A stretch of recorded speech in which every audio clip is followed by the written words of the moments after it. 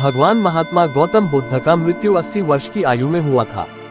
गौतम बुद्ध की मृत्यु 483 में पूर्व कुशीनारा में हुई थी।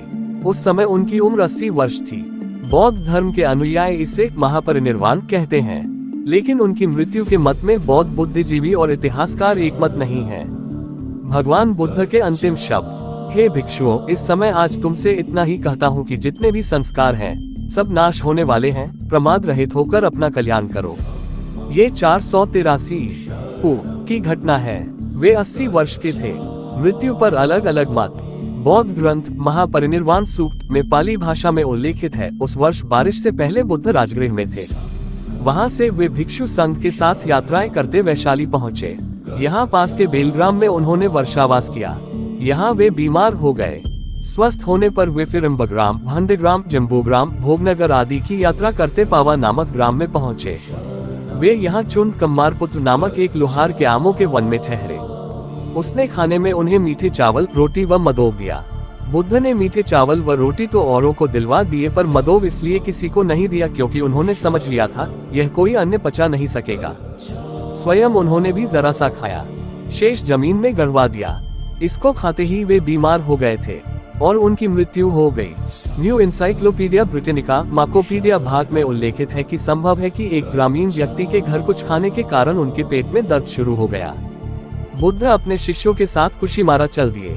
रास्ते में उन्होंने अपने शिष्य आनंद से कहा, आनंद, इस संधारी के 4 तह करके बिठाओ, मैं थक गया हूँ, लेटूंगा। आनंद, मेरे लिए कुकुत्था नदी से पानी ले आओ। बुद्ध ने फिर उस कुकुत्था नदी में खूब स्नान किया। उसके बाद वहीं रेत पर चीर बिछा कर लेट गए। कुछ देर आराम करने के बाद वह अब चलने लगे। रास्ते में उन्होंने हिरण्यवती नदी पार की। अंत में कुशीमारा पहुंचे। यहाँ उनका कहना था कि मेरा जन्म 2 शाल वृक्षों के मध्य हुआ था, अतः अंत भी 2 शाल वृक्षों के बीच में ही होगा। अब मेरा अंतिम समय आ गया है। आनंद को बहुत दुख हुआ। वे रोने लगे। बुद्ध को पता लगा तो उन्होंने उन्हें बुलवाया और कहा, मैंने तुमसे पहले ही कहा था कि जो चीज उत्पन्न हुई है वह मरती है। निर्वाण अनिवार्य और स्वाभाविक है, अतः रोते क्यों हो? बुद्ध ने आनंद से कहा कि मेरे मरने के बाद मुझे गुरु मानकर मत चलना। बुद्ध की मृत्यु के बाद उनके पुत्र राहुल भी भिक्षु हो गए थे, पर बुद्ध ने उन्हें कभी कोई महत्व प्राप्त नहीं होने दिया।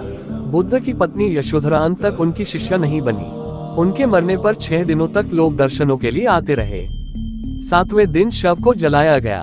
फिर उनके अवशेषों पर मगध के राजा अजातशत्रु, कपिलवस्तु के शाक्यों और वैशाली के विच्छवियों आदि में भयंकर झगड़ा हुआ। जब झगड़ा शांत नहीं हुआ तो द्रोण नामक ब्राह्मण ने समझौता कराया कि अवशेष 8 भागों में बांट लिए जाएं। ऐसा ही हुआ। 8 स्तूप 8 राज्यों में बनाकर अवशेष रखे गए। बताया जाता है कि बाद में अशोक ने उन्हें निकलवा कर 84,000 स्तूपों में बांट दिया था।